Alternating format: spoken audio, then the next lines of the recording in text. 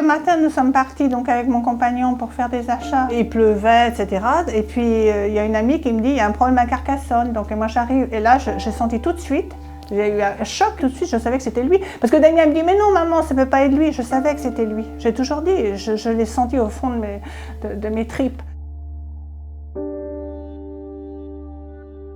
Et donc moi je suis revenue ici et je verrais toujours le téléphone qui sonnait. Et là tout s'est enclenché, c'était un peu... Je ne comprenais pas trop. Pour moi, il était blessé à l'origine. Puis après, Damien m'appelle. Maman, il faut que tu viennes. Et puis vers minuit, j'ai mon ami, écoute, réveille-toi, je pars. Je suis montée dans la petite voiture qui est devant, là. Il est venu, je suis partie sur la route et arrivée à Bordeaux. Là, il a pris le volant, mon ami, et j'ai entendu, il est parti vers 4-5 heures du matin.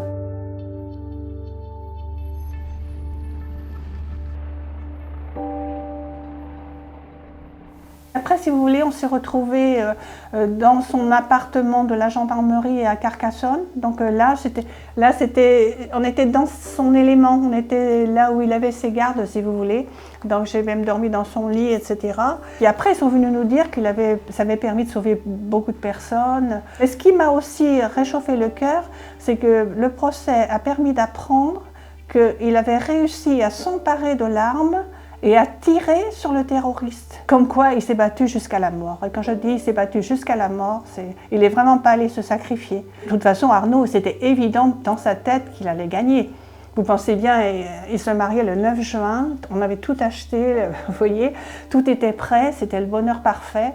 Et donc, c'est pour ça que je ne supporte pas qu'on sacrifie n'importe quoi.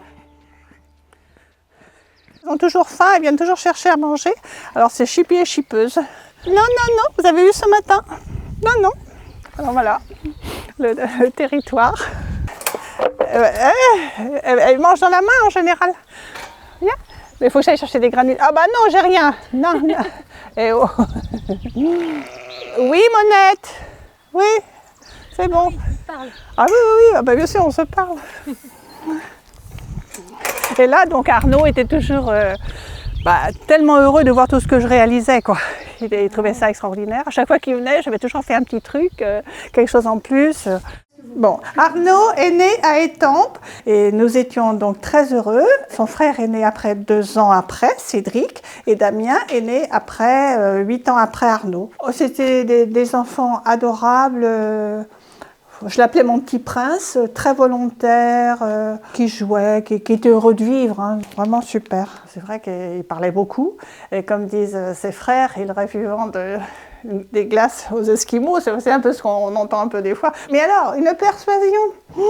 On allait parfois avec mon ami, je sais pas, on sortait dans la région, on l'attendait, il discutait avec tout le monde, il fallait qu'il sache pourquoi la caissière faisait ci, ça, il discutait avec tout le monde. Adolescent, il aimait Indochine, il aimait le hard rock, il était très vivant, il aimait la fête. D'ailleurs, on faisait des cousinades ici, on se déguisait, on faisait des randonnées extraordinaires, c'était une super ambiance. Qu'est-ce qui l'a amené à faire cette carrière dans la gendarmerie? C'est sûrement pour être plus près des citoyens, je pense. Au service des citoyens, je pense que c'est ça. Et puis après, quand il avait cette obsession d'être général, c'était pas pour aller dans les salons. Je veux dire qu'Arnaud, lui, c'était toujours dans cet esprit avoir ces hommes, les amener vers le bien, quoi, toujours. Et Arnaud, je l'ai toujours dit, les petits soldats, d'ailleurs, il y en a plein là-haut, il a joué qu'avec des petits soldats, des mitraillettes et tout ça. Et quand j'achetais une voiture pour essayer de le resocialiser, ah non, non, on ne veut pas. Je me souviens, on était passé à Colombey-les-Deux-Églises, et il avait acheté une carte du général de Gaulle, il avait 14-15 ans. Hein. Puis un de ses frères avait dû lui toucher à la carte. Eh bien, il râlait. Hein. Oui, il était très patriote depuis petit. Par exemple, on était à Sacla, à l'époque avec Daniel, à un repas de famille, et puis, je sais pas, on parlait de sa vie. Sans doute, je devais lui dire, écoute, quand même, c'est dangereux, je sais pas quoi. Il m'a dit, maman, ma patrie d'abord, la famille après. Bon, voilà, ainsi résumer la situation. Vous voyez, là, c'est les courriers officiels, donc que ce soit pour là, enfin tous les... Ah oui, François Hollande, Nicole Beltrame. Ah oui, mais tous, hein, Sarkozy, tous, je les ai tous rencontrés. Emmanuel Macron. Tous, mais c'est de toute confession, je veux dire, de toute politique, un petit peu tout, parce que, si vous voulez, moi, j'appartiens à tout le monde et à personne, si vous voulez. Arnaud, c'est pareil. Et quand il y a des gens qui veulent s'approprier catholique, franc-maçon, ceci, cela. Moi je dis Arnaud, il est universel, son geste est héroïque, et puis à chaque fois je remets un peu les pendules à l'heure, si je puis dire, quoi. Ouais, alors que je mets tout ça là, à chaque fois on me dit oui, j'ai connu Arnaud, vous voyez le coffre il est plein, partout où il est passé, si vous voulez, on se souvient de lui. Et j'ai des poèmes que je reçois. Dernièrement, c'était celui-là. Regardez comment c'est fait. Le colonel Beltrame. C'est incroyable, hein? Le colonel Beltrame, le courage et la mort s'affrontèrent ce jour, et l'éminent gendarme, à la pensée précise, comprit à cet instant qu'il fallait sans détour offrir à cet otage, à l'agresseur soumise, l'occasion de sortir de ce piège mortel. Ô lucide officier, ô brave entre les braves, n'êtes-vous aujourd'hui le héros immortel entraîné pour briser les atroces entraves? Le dévouement suprême auprès du citoyen brandit ses derniers mots dans le combat ultime. Et la lueur d'espoir, dans un fracas chtonien, lentement s'éteignit à cet instant sublime. Tombé dans le devoir se dresse le héros, remarquable, audacieux, lorsque le sacrifice annonce tristement le chemin du repos.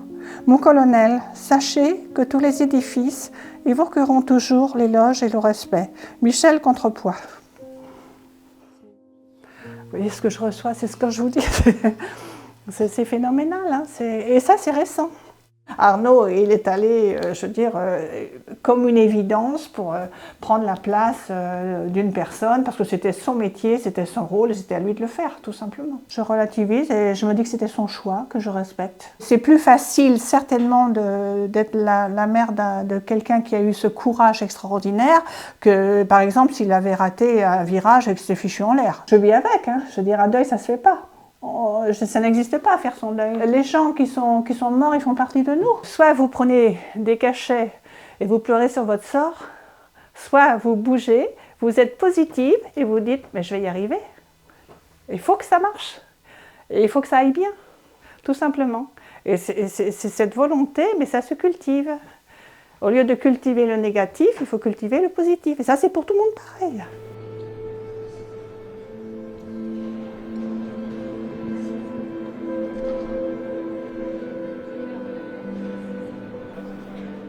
Qu'est-ce que vous en avez déjà pensé de ce procès? Ça a été très dur, ça m'a mis très mal à l'aise. Autant comme depuis le décès d'Arnaud, je veux dire que j'arrivais à tenir la route, si je puis dire, et tout. Cette histoire de procès, ça me perturbait quand même. Et à l'arrivée du procès, bon, je n'ai pas beaucoup assisté, mais de voir tous ces gens-là, c'était assez insupportable sur la gauche. Je parle des avocats avec les fameux terroristes, etc., etc. Ils ne m'intéressent pas, ils n'existent pas pour moi, je veux dire. J'ai même pas envie de parler du nom du terroriste. J'ai pas envie de voir son visage, je l'ai dit depuis le début, je le dirai toujours, pour moi c'est comme la mauvaise graine, quoi.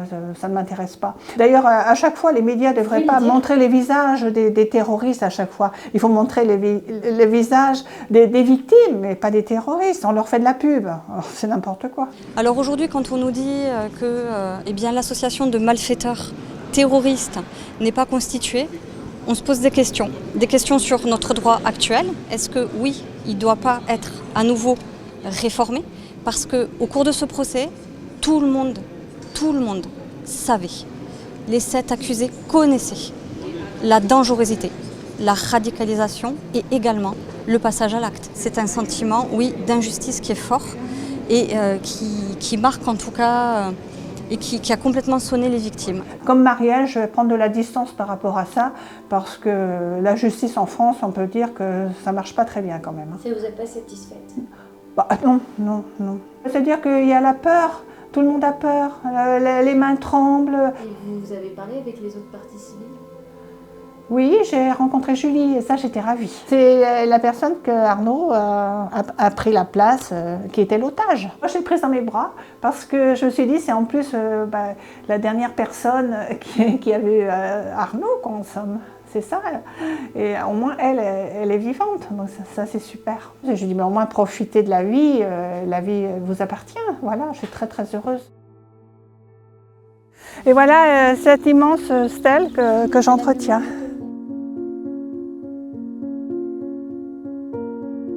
Depuis que Arnaud est parti, si vous voulez, j'essaie d'entretenir sa mémoire, aussi pour une piqûre de rappel dans le monde actuel qui est tellement en perte de valeur, de tout. Donc ça me désole tellement. Et j'imagine Arnaud, il serait vraiment malheureux de voir la France dans l'état où elle est, quoi. Et la personne se réveille, dire il n'y a plus de valeur, il n'y a plus de respect, il y a plus... Même, vous voyez, dans les petits villages comme ça, on dit bonjour. Enfin, je ne sais pas, moi je marche, je dis bonjour, je suis sociable et tout. Et on a l'impression que tout ça, ça se perd. Alors que c'est ce qui fait quand même le ciment essentiel du vivre ensemble, quelque part. Moi, j'étais habituée avec des règles de base, et puis de travail, de valeurs. Bon, bah, maintenant, j'ai envie de dire vulgairement, tout fout le camp, quoi. C'est ça. Je ne comprends pas ce monde actuel, quoi. Je ne m'y retrouve pas. Et c'est pour ça que je suis bien dans ma campagne, finalement, avec les animaux et la forêt. Si effectivement sa mort peut servir à d'autres personnes et à avoir des valeurs pour les autres, ma foi... Un exemple, ben oui, normalement, ça doit être ça, parce que vu tout ce que je reçois, vous avez vu les coffres, les cadeaux et tout, les gens se retrouvent et ils m'envoient des lettres de remerciement par rapport à nous, la famille, en montrant qu'on n'a pas baissé les bras et qu'on reste à la hauteur, pas de son sacrifice, de son courage.